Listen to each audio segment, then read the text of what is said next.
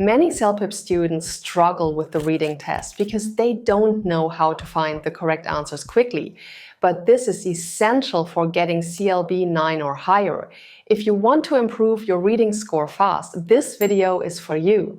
I'll share my top 10 tips for the CELPIP reading test. By the end of this video, you'll know exactly how to use these tips to boost your score. Let's get started. Tip number 1 is to master the CELPIP reading test format before you start practicing. The CELPIP reading test has a very specific structure with 4 distinct parts: reading correspondence, reading to apply a diagram, reading for information, and reading for viewpoints. Each part tests different reading skills and requires a different approach. If you're not familiar with each section's requirements, you'll waste precious time figuring out what to do during the actual test. This is especially true for the diagram section, which many test takers find challenging because they don't realize how to effectively connect the visual information with the email task. Take time to understand the types of passages you have to read and the question types. This way, you know what to expect on test day, which will help you improve your score. The next tip is super important. If you do this, you can boost your score significantly. Always read the questions before taking a look at the text. If you know what information you're looking for in advance, you can filter the text and identify relevant details more quickly. For example, in part 1, you'll need to fill in blanks in a response email. By reading these blanks and the surrounding context first, you'll know exactly what information to search for in the original email. If you see a blank followed by "for the volunteer orientation session," you'll know that you need to look for details about orientation timing in the original email. This strategy saves time and helps you find the correct answers because you're reading with specific questions in mind, rather than trying to remember everything from a passage. Tip number 3 is essential. Don't read the whole passage. Reading everything in detail is a common mistake that will cost you valuable time in the CELPIP reading test. The CELPIP reading test is timed, giving you only about 55 to 60 minutes to complete all 4 parts. Each section contains text with a lot of information. If you try to read and understand every single word, you likely won't finish the test in time. Instead, scan the passage for the information you need. When you start a new text, quickly look over the questions first to understand what information you need to find. Then scan the text for keywords related to those questions. For example, in part 4, you might get a question like this: "The debate in Cedar Brook Harbor centers around," and then comes the gap. Instead of reading the entire text from beginning to end, scan the passage looking for Cedar Brook Harbor. This is an excellent keyword because it's a name, and names can't be changed.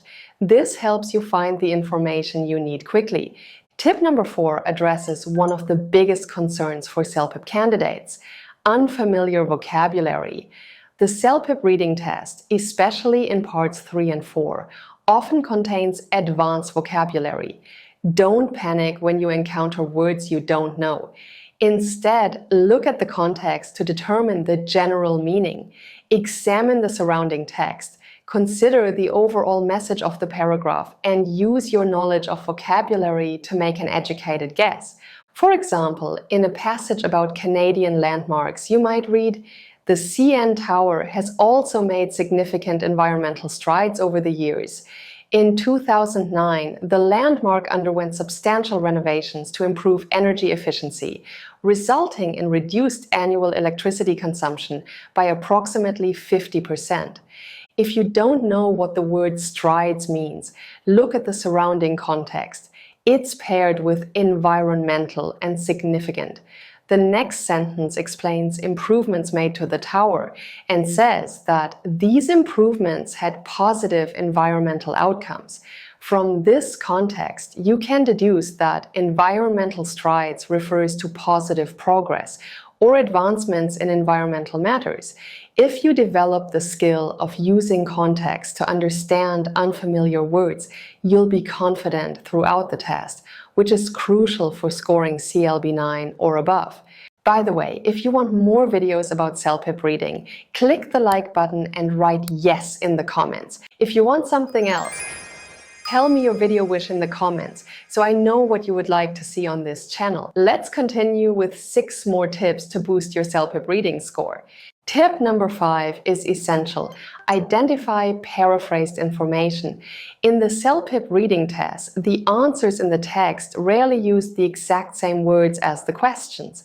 The test designers deliberately paraphrase information to test your understanding rather than your ability to match identical phrases. This skill is crucial across all sections, but becomes increasingly important in Part 3 and 4. For example, in Part 3.2, the text might state, wild pandas typically consume around 20 to 40 pounds of bamboo daily, spending approximately 12 hours on feeding activities. The corresponding question might ask, how much time do pandas devote to eating bamboo each day? Notice how wild pandas becomes pandas, consume becomes eating, and spending approximately 12 hours on feeding activities becomes devote to eating bamboo each day. As you can see here, it's extremely important to recognize paraphrasing. If you develop this skill, it will be easier for you to connect questions with their answers more efficiently, even when the wording differs significantly. This is a crucial ability for reaching CLB 9 or above. The next tip is about avoiding a common trap. Don't be misled by distractors. The CELPIP test designers deliberately include information that might lead you to the wrong answer. These are called distractors. Recognizing distractors is key to scoring CLB 9 or higher. Distractors often appear as information that partially matches what you're looking for, or keywords from the question that appear in a different context in the text. For instance, in a Part 4 passage, you might see a sentence like this. The City Council is considering 2 proposals for the vacant downtown lot. The skating area proposal, submitted in January, would cost $250,000 and take 6 months to complete. The dog park proposal, received in March, has an estimated construction cost of $150,000 with a 3-month completion timeline. The question asks, how long would it take to build the dog park? 6 months, January to March, or 3 months? Here, the distractor is 6 months. This answer choice applies to the skating area construction timeline, not the dog park. January to March is also a distractor, as these dates refer to when the proposals were submitted, not construction timelines. The dog park would take 3 months to complete. So this is the correct answer. The key to avoiding distractors is to read carefully and match the exact information requested in the question. Don't be satisfied with finding keywords. Make sure the context and meaning match precisely what's being asked. Tip number 7 is especially useful for parts 3 and 4 in the CELPIP reading test. Learn to quickly identify the function of each paragraph.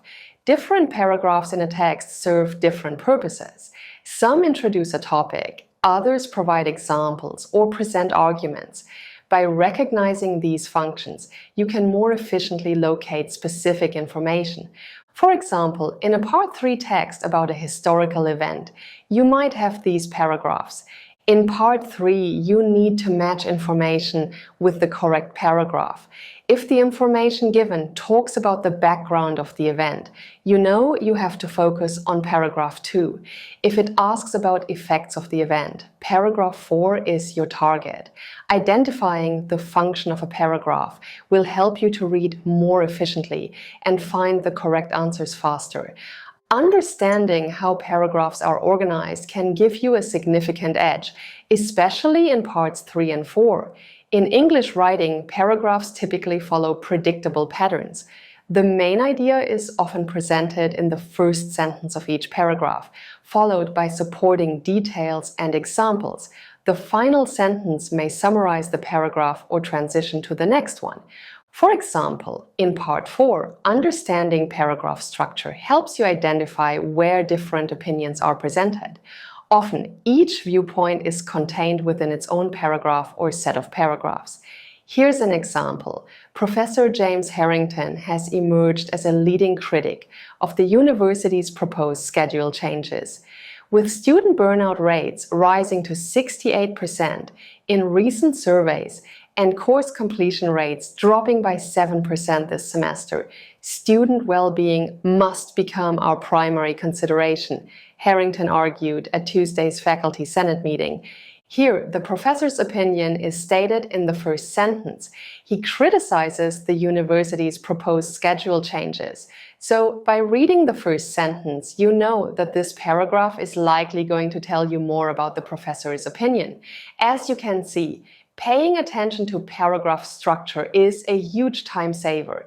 It allows you to extract key information quickly and efficiently. Let's move on to the next tip. Skim the passage. Sometimes questions don't contain obvious keywords. In these cases, you need to skim the text to get a general overview. Skimming involves quickly moving your eyes across the page to grasp the main ideas without reading every word. This technique is particularly useful in parts 3 and 4 of the reading test, where you encounter longer and more complex texts. By skimming each paragraph, you can identify which section contains the information you need. Skimming doesn't mean understanding every word. It's about catching main ideas quickly. Don't get stuck on unfamiliar vocabulary. Keep moving forward to get the general sense of each paragraph. My final tip is simple but crucial. Never leave any questions blank. The CELPIP scoring system does not deduct points for incorrect answers, so make sure you answer every question. A blank response guarantees 0 points, but if you make a guess, you have a chance of getting it right.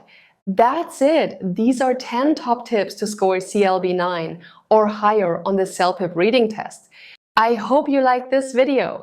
Don't forget to like, subscribe, and click the bell icon so you are notified when the next video comes out. Also, share this video with your friends so they can improve their IELTS general writing score too. See you in the next video!